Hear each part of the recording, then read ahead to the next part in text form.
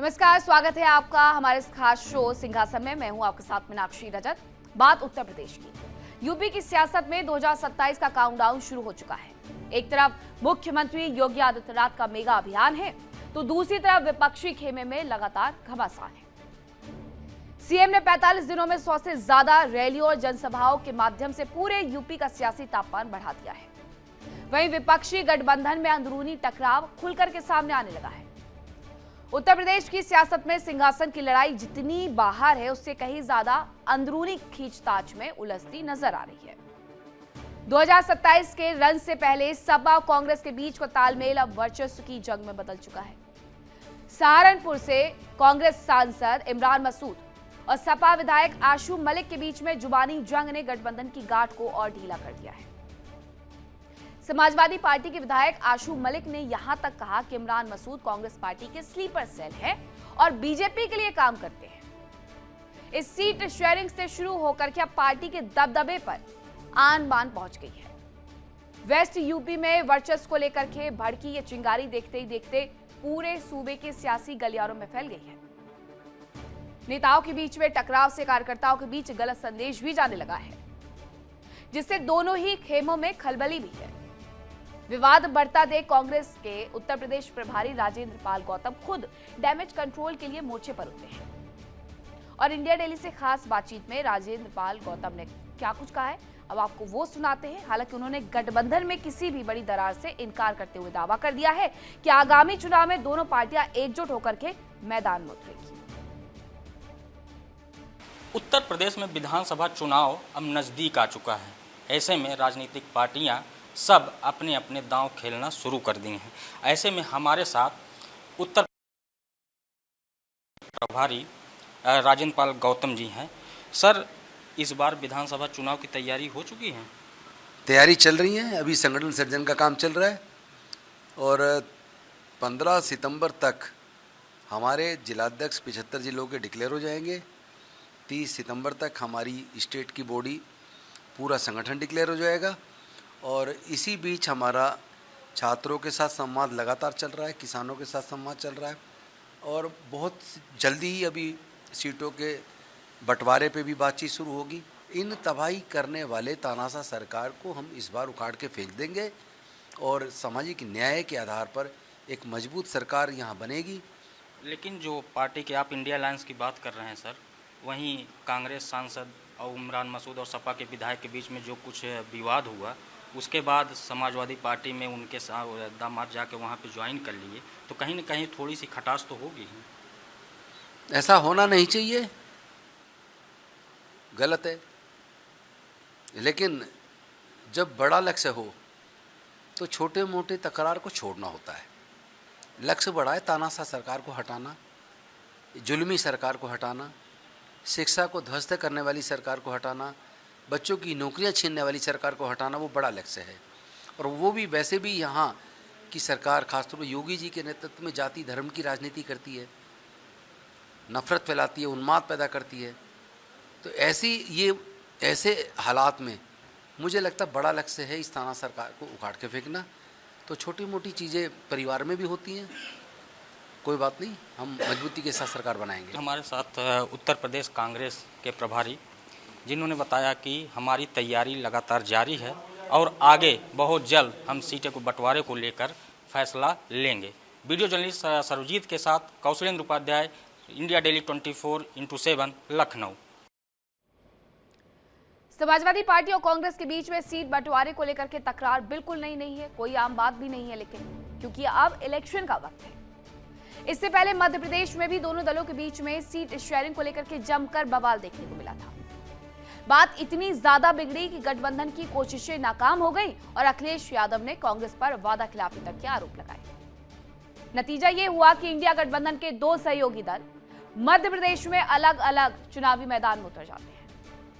भले ही शीर्ष नेतृत्व प्रभारी डैमेज कंट्रोल की कोशिशों में जुटे हैं, लेकिन सवाल वही बरकरार है, क्या चुनाव करीब आते आते सपा और कांग्रेस अपने अपने वर्चस्व की जंग को रोक पाएंगे, या फिर ये अंदरूनी कलह 2027 के सियासी समीकरण को बिगाड़ देगी और पार्टियां अपनी अपनी राह चुन लेंगी। अब 2027 से पहले क्या है मेगा अभियान यूपी सरकार का, वो भी जरा जान लीजिए, क्योंकि भिड़ना तो उन्हीं से है। तो 45 दिनों में 100 से अधिक रैलियां बीजेपी की तरफ से की गई हैं और जनसभाएं भी सीएम योगी ने की। योगी ने सभी 18 मंडलों का दौरा कर लिया।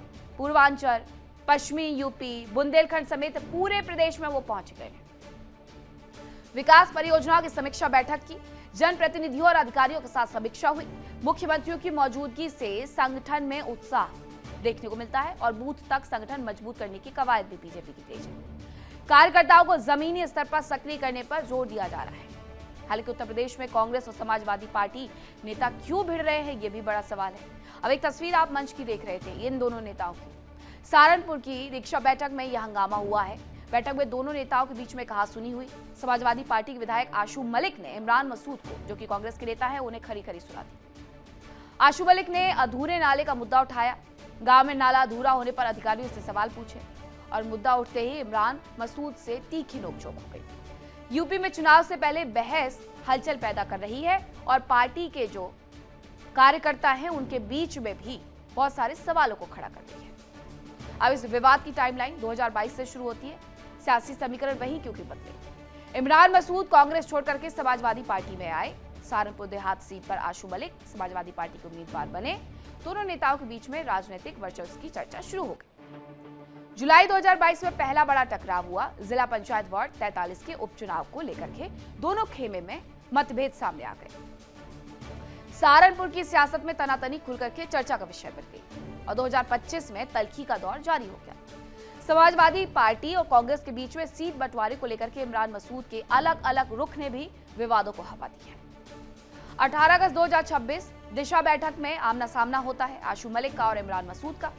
सहारनपुर की दिशा बैठक में आशू मलिक और इमरान मसूद आमने सामने थे और जनता के सवाल और बैठक में बोलने की बारी को लेकर के तीखी नोकझोंक हो गई और इस बहस का वीडियो भी इंटरनेट पर वायरल हो गया। आशू मलिक ने कहा, जनता के सवाल हैं तो सवाल कौन पूछेगा। इमरान मसूद ने कहा, दूसरों को भी बोलने का मौका दीजिए। अधिकारियों और जनप्रतिनिधियों के सामने माहौल गर्मा गया और 19 अगस्त 2026 को विवाद पर सियासत तेज हो गई। समाजवादी पार्टी कांग्रेस के रिश्तों और 2027 से पहले विपक्षी एकता पर सवाल उठने शुरू हो गए। अब इसी पर करेंगे चर्चा की शुरुआत कि समाजवादी पार्टी और कांग्रेस के बीच में सब कुछ ठीक है, 2027 की तैयारियां चल भी रही है या नहीं चल रही है, या फिर एक बार फिर से योगी सरकार खुद को दोहराने वाली है, क्योंकि उनकी तैयारियां तो जबरदस्त चल रही है। इसी पर करेंगे चर्चा की शुरुआत। कौन कौन से मेहमान मेरे साथ जुड़ रहे हैं आपका परिचय करवाती हूँ। मेरे साथ जुड़ रहे हैं रामकुमार पाल, नेता है बीजेपी से, चंद्रमोहन शर्मा प्रवक्ता है कांग्रेस से, डॉक्टर निखिल खत्री प्रवक्ता है समाजवादी पार्टी से और शेखर कुमार राजनीतिक विश्लेषक है, डॉक्टर आलोक पांडे राजनीतिक विश्लेषक है। लगभग सभी मेहमान हमारे साथ मौजूद हैं। सबसे पहले शेखर कुमार जी, किसी मंच पर बैठ करके नेताओं का इस तरीके से भिड़ जाना, बहुत सारे सवालों के जवाब जनता से ज्यादा उन्हीं के काम करने वाले, पार्टी में काम करने वाले कार्यकर्ता चाहते हैं कि भाई आप दोनों साथ हैं या नहीं है।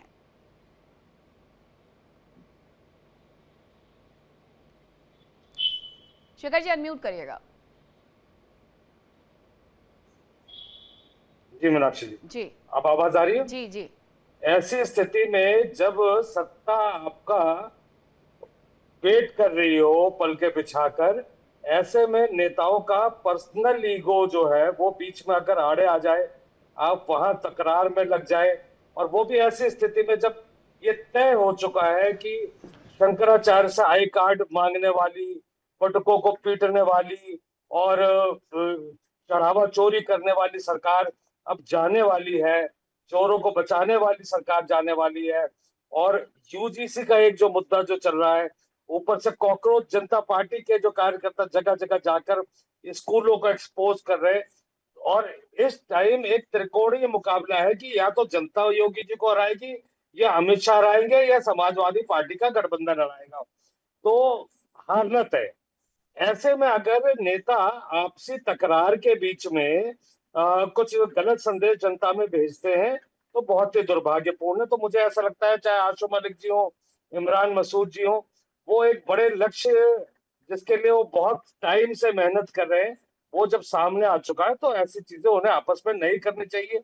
और जो जनता की समस्या है, जनता को ज्यादा समय दे, क्योंकि जनता ही अब तय कर चुकी है इनके पक्ष में परिणाम देने के लिए, और इस टाइम उसको पूरी तरीके से दिल्ली में जो भाजपा के केंद्रीय नेताओं की तरफ से पूरी मदद मिल रही है, जो प्रभु राम, जो उनका कोप है वो अभी इन पर गिरने वाला है, जो वर्तमान सरकार है, कि आप लंपट राय जैसे लोगों पर क्यों डायरेक्टली मुकदमा नहीं बना रहे, एसआईटी के आड़ में क्या घोटाले कर रहे। तो ऐसे में आशु मलिक और इमरान मसूद के बीच का जो अभी तकरार की बात है, ये मुझे बहुत ही दुर्भाग्यपूर्ण लगता है। ठीक है, ठीक है, लेकिन ये जो वक्त है डॉक्टर आलोक पांडे जी, बहुत सेंसिटिव वक्त है। अगस्त का महीना खत्म होने को है, फरवरी तक सरकार का गठन हो जाएगा। 2022 फरवरी में भी गठन हो गया था, तो 2027 में भी उम्मीदें वही है कि 2022 की तरह 27 में भी फरवरी में सरकार का गठन हो जाएगा। एक जो अभी की सरकार है वो 100 रैलियां करके या फिर 100 जगह पर जाकर के बैठी हुई है। एक पक्ष जो दूसरी जगह पर जाकर के घूमना चाहिए, फिरना चाहिए,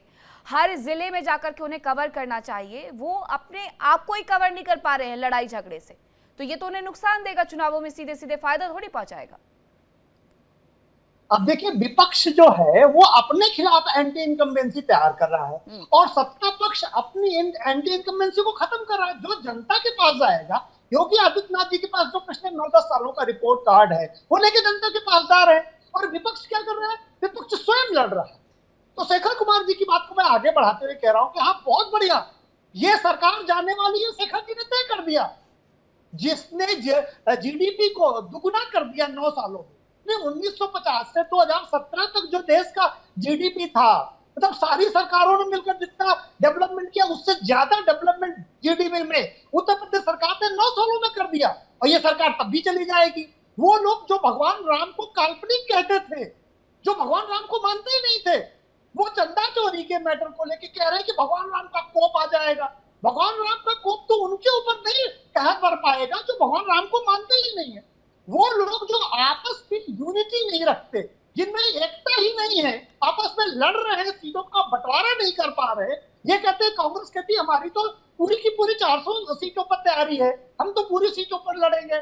अब 50-50 की बात सपा और कांग्रेस में चल रही है। तो जो सीटों का नंबर तय नहीं कर पा रहे हैं, जो भगवान राम को नहीं मानते हैं, जो पीडीए की परिभाषा हर दिन बदलते हैं, मतलब पीडीए ना हो गया आलू की सब्जी हो गई, जिसमें चाहते हैं उसमें मिला देते हैं। ऐसी व्यवस्था वाली चीज है जो बीजेपी जो एक ऑर्गेनाइज पार्टी है, जो बहुत मजबूती से लड़ती है, आखिरी के 2-4 महीनों में सारे मुद्दों को बदल देती है, वहां पर आपस में लड़के बहुत बेहतरीन संदेश दे रहे हैं। और शेखर भाई ने तो सब पहले बता दिया कि बस अब बीजेपी अभी जाने वाली। हम तो शेखर भाई को बंगाल में भी सुन रहे थे, कह रहे थे अरे ममता बनर्जी कोई हरा ही नहीं सकता।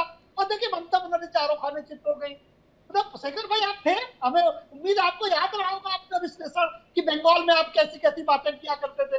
तो इसलिए ऐसी बातें न करें कि मैं कैमरे में आके मैं एक्सपोज करूं आपको, फिर आप गड़बड़, फिर आपको मुंह छुपाना पड़े। उत्तर प्रदेश में मुझे लगता है जो कि चुनाव का यूपी की परिणाम आया जनता वो को आप तय देख कर देती चुके है हैं। शेखर भाई। वो पूरा मैं तो देश सिर्फ ये देख कह चुका रहा है कि हूँ अभी क्या कि जो चुनाव का लड़ाई परिणाम लड़ आया रहे था हैं, लोकसभा। नंगा नाच खेल रहे हैं कांग्रेस और समाजवादी पार्टी आपस में, कम से कम इस नंगा नाच को बंद करें। आप उसको बहुत दुर्भाग्यपूर्ण कह के निकल लेते हैं। दुर्भाग्यपूर्ण है कि नंगा नाच है।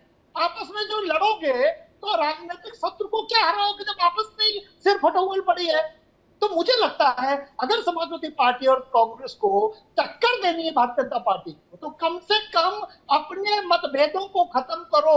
ठीक है, एक सवाल फिर डॉक्टर निखिल खत्री से भी पूछ लेते हैं कि समाजवादी पार्टी और कांग्रेस इन चुनावों में साथ उतरेगी या नहीं उतरेगी, क्योंकि इमरान मसूद की तरफ से समाजवादी पार्टी को लेकर कोई पहला बयान तो आया नहीं है। इसके पहले वो कई सारे बयान देते रहे हैं और अब तो सीधे भिड़ंत हो गई। मीनाक्षी जी, जैसे कि आप मेरी आवाज को सुन पा रहे हैं ना? जी जी।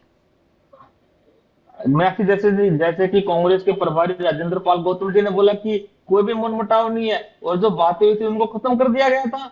पर ये साथ में जो राजनीतिक विश्लेषक आलोक पांडे जी बैठे हैं, पता नहीं कौन सी डिग्री डॉक्टर के लेकर आई है, एक ऐसे विश्लेषण करते हैं, ये इनकी हिम्मत नहीं है, इतनी महंगाई हो गई है।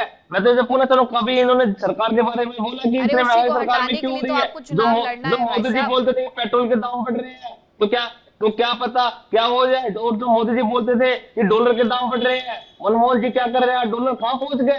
कभी इन्होंने बात की डॉलर की, कभी इन्होंने मुद्दों की बात करी? मुझे बार बार बोलते पीडीए के। अरे भैया, आप तो बीजेपी के एजेंट हो और हम आपको पीडीए की बात नहीं बताएंगे, क्योंकि जो पीड़ित शोषित वंचित है वो सारे हमारे पीडीए में आता है। और इसके बाद अरे प्रभु, अभी लड़ना आपको चुनाव है, जनवरी मुझे में, नहीं लड़ना अभी है। जनवरी में आप मेरे जाइए, बीच में मत आपके बोलिए लिए ना। आंदोलन अरे मेरे कितना बीच में किया मत आपने? बोलिए ना, मेरे बीच में क्यों बोल अरे रहे भाई, हैं? आपने अरे कितना आंदोलन किया, पहले अपनी ये बताइए। बेतुके की आवाज बंद ये रखिए, चीज क्या होता है? अपनी ये आपके पर्सनल अपनी ये मीटिंग में बेसुरी बैठे आवाज बंद रखिए। हैं।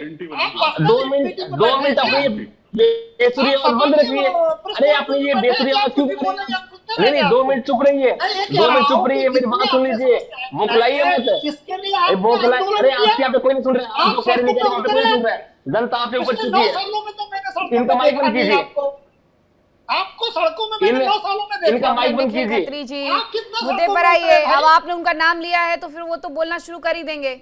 आप अपने मुद्दे रखिए ना, क्या मुद्दे लेकर के जाएंगे आप जनता के सामने? अगर ये तमाम मुद्दे लेकर के जाएंगे तो पहले अपना मुद्दा तो सुलझाइए कांग्रेस के साथ। बोलिए खत्री जी। मत बुलवाइए ना, अभी तो हर जगह बोलते हैं, भले हम तो अरे भाई साहब, नाम आप ही ले रहे थे और अगर उनका। बात कांग्रेस की है तो हम मुझे लग रहा है आपके फ्रेम में दिक्कत आ रही है, मैं आपके पास दोबारा से आऊंगी। चंद्रमोहन शर्मा जी, कोई कितना भी प्रदेश प्रभारी ये बोल ले कि कांग्रेस और समाजवादी पार्टी के बीच में सब कुछ ठीक है, लेकिन सोशल मीडिया पर जो आया उसके बाद कोई ये भी नहीं कह सकता है कि अरे ये तो मीडिया का लिखा जोखा है, ये जो था वही आया है। कांग्रेस लड़ना चाहती है समाजवादी पार्टी के साथ मिलकर के या फिर अलग लड़ेगी मध्य प्रदेश की तरह? देखिए मीनाक्षी जी, खाना मेरे घर में बन रहा है, मसाले मैं डाल रहा हूँ, पकवान मेरे घर में बन रहे हैं, बाहर पड़ोसी बैठे हैं जो राजनीतिक विषय डॉक्टर अशोक पांडे जी, दर्द उनके पेट में हो रहा है। अरे बात कांग्रेस और सपा की हो रही है, उनका मैटर है, उछल उछल के बीच में नहीं। अच्छा, सुन लेते हैं डॉक्टर आलोक पांडे, सुन लेते हैं, उसके बाद फिर मैं आपका रिएक्शन ले लूंगी, आपका नाम अगर वो शामिल कर रहे हैं। हर किसी की डिबेट में, हर किसी उसमें नहीं बोलता आलोक पांडे जी, कोई बात नहीं, आलोक पांडे बोल देता हूँ। मेरा नाम तो सही लीजिए, मैं ये कह रहा हूँ। ये मेरा नाम अरे सही मान्यवर लीजिए। मान्यवर बंधु आलोक हर पांडे, उसके विषय बोलेंगे। मानने वाला लोग बंधु आलोक पांडे जी, मैंने बोल दिया, आलोक पांडे बोल दिया। देखिए पकवान हमारे घर में हो रहा है, उसकी खुशबू पांडे जी के घर में जा रही है। पांडे जी जोर जोर से चिल्ला के कह रहे हैं मुझे पकवान नहीं मिला, मुझे पकवान नहीं मिला, क्योंकि वो सोच रहे हैं बीच में नहीं, बीच में नहीं। अरे डिबेट, पांडे जी डिबेट करे, ब्राह्मण आदमी है, डिबेट कर रहे हैं, क्या डिबेट कर रहे हैं? खुशबू लग रही है मुझे, अरे उसको सुन बदबू के लग बोलते दिखाई दे रही है। हैं, एक पढ़ा लिखा व्यक्ति सुन के बोलता है। आपकी बातें सुन रहा था ना मैंने बोला बीच में कोई, और बोलूंगा भी नहीं। पकवान किसके घर में बिक रहा है? सत्ता कांग्रेस के घर में बिक रहा है। उसकी खुशबू से राजनीतिक विशेषज्ञ ऐसा कौन से हैं जो सबसे ज्यादा चिल्ला रहे हैं? वही चिल्ला रहे हैं, वो सोच रहे हैं कि यार मुझे भोज में बुला लो, या तुम बुला लो, या भारतीय जनता पार्टी बुला ले। अब प्रश्न आते हैं मुद्दे की। मुद्दा क्या है? मुद्दे की बात जो राजनीतिक विशेषज्ञों को कहनी चाहिए कि कौन सी पार्टी विपक्ष में रह के मुद्दे की पार्टी उठा रही है, तो उसके अंदर जो एनडीए का जो उसके अंदर हमारा इंडिया गठबंधन का अंदर जो नेतृत्व है, वो दोनों मिलकर उस मुद्दों को उठा रहे हैं। और यही कारण है कि अखिलेश जी द्वारा और राहुल जी के द्वारा उठाए गए मुद्दों के अंदर अगर शिक्षा की बात होती है तो पेपर चोरी हो जाते हैं। हाँ। अगर शिक्षा की बात करो इनसे तो पेपर चोरी हो जाते हैं। और ये कहते हैं कि भगवान राम को काल्पनिक, अरे काल्पनिक कहा नहीं था, भगवान राम साक्षात हैं। आपने मोदी जी के साथ भेज कर छोटा सा कर दिया था आपने, और फिर बीच में आपने अरे क्या यार, क्या आदमी है यार, क्या लोग जी, क्या आदमी है यार, आपने स्टैंड क्या आदमी है आप यार, कब से आप मानने लगे? क्या कह रहे हैं आप, क्या बोलते रहे, क्या बोले जा रहे हैं आप? राम को करने वाले यार, व्यक्ति आप हैं, अच्छे- आपकी पार्टी का तो आराम से नहीं सुन सकते। व्यक्ति हो सकती है, लेकिन भगवान अरे यार, कांग्रेस ऐसी यार कांग्रेस ये पार्टी ऐसे डिबेट का कोई फायदा नहीं है। ये मुर्गी मंडी बना दी आलोक पांडे जी ने, मुर्गी मंडी बना क्या दी। बात है? आप वन साइडेड हमेशा बोलते रहेंगे, अरे, अगर आपको मैं टोका ही ना, आपसे- आप कुछ भी बोलते रहे। अरे आप चलिए एक रिएक्शन बीजेपी का भी ले लेते हैं। बीजेपी आप लोगों को प्रतिद्वंदी पार्टी के तौर पर देखती भी है या नहीं देखती है? क्योंकि आप तो ऐसे आपस में लड़खप जाएंगे ऐसा लग रहा है इलेक्शन के बीच में, कांग्रेस और समाजवादी पार्टी का। लेकिन राम कुमार पाल जी, बीजेपी मानती है कि कोई प्रतिद्वंदी है या फिर उत्तर प्रदेश ऐसे ही जीत जाएगी? वक्तव्य पूरा नहीं हुआ। नमस्कार जी। आपको और अभी मेरा पैनलिस्ट को वक्तव्य सभी पूरा को। नहीं हुआ। आती हूँ चंद्रमोहन शर्मा मीनाक्षी जी। जी, नहीं मैंने अपनी बात ही नहीं कही अभी तक। मेरे बीच में तो पॉपकॉर्न की तरह उछले जा रहे हैं। अब आप बार बार किसी का नाम शामिल करेंगे तो वो तो आएगा ना आपकी डिबेट में बोलने अरे के मैं लिए। उनका तो उनको तो अच्छा बता दीजिए, चलिए एक रिएक्शन में फिर से आपसे ले लेती हूँ, कौन कौन से मुद्दे हैं सर आपके? क्योंकि 17-18 हो गया है, मैं अपने सभी मेहमानों को शामिल करके वापस से डिबेट में ले आऊंगी, मैं छोड़ करके नहीं जा रही हूँ, अभी ये डिबेट खत्म नहीं हुई है। आप अपने पॉइंट्स रखना चाहते हैं, ठीक है, आप 30 सेकंड और ले लीजिए मेरी तरफ से, फिर मैं चली जाऊंगी बीजेपी की तरफ। देखिए शिक्षा की बात करने के ऊपर भारतीय जनता पार्टी की सरकार जो 3 और 4 इंजन की है, उनके अंदर पेपर लीक हो जाते हैं। ठीक है, और अगर भारतीय जनता पार्टी की बात से आस्था की बात करो तो उन्हीं के भगवान राम को, जो कि उनके हैं तो सृष्टि के, लेकिन वो कहते हैं हमारे हैं, उनके मंदिर से चंदा चोरी हो जाता है। और जिस लोकतंत्र की बात करके वो कहता है कि हम लोकतंत्र से जीते हैं, उसी लोकतंत्र के अंदर वोट चोरी हो जाता है। देखिए इंडिया डेली 24/7 अब आपकी स्मार्ट टीवी पर। इंडिया डेली मौजूद है सभी डिजिटल प्लेटफॉर्म पर लाइव और लगातार। इंडिया डेली 24/7 हर दिन राष्ट्र को समर्पित।